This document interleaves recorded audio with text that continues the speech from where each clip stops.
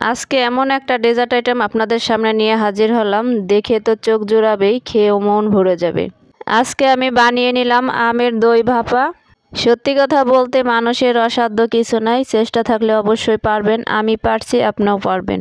এইখানে আমি বড় সাইজের একটা আম নিয়েছি। আমের ভিতরে আমি 2টা ডিম ভেঙে দিয়ে দিলাম। এখানে 3-4 চামচের মতো গুঁড়া চিনি দিয়েছি আমি, দিয়ে ভালো করে ব্লেন্ড করে নিলাম।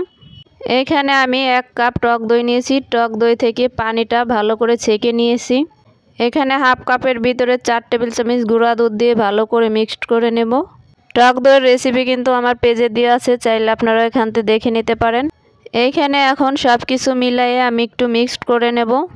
এক এক করে সব কিছু বাটির ভিতর দিয়ে একটা কাঁটা চামচের সাহায্যে ভালো করে মিক্সড করে নেব।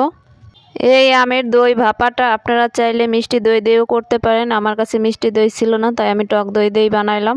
মিষ্টি দই দিয়ে আমের দই ভাপাটা বানাইলে এক্সট্রা কোনো চিনি ব্যবহার করতে হয় না। যে পাত্রে আমের দই ভাপাটা আমি বানাবো সেই পাত্রে আমি মিশ্রণটা ঢেলে দিলাম। এখন চুলায় একটা পাতিল দিয়ে তার ভিতরে দই ভাপার পাত্রটা আমি বসিয়ে দিলাম। একটু তাড়াতাড়ি হওয়ার জন্য গরম পানি দিয়েছি এখানে আমি। এখন 40 মিনিটের জন্য এটা আমি ভাপিয়ে নেব।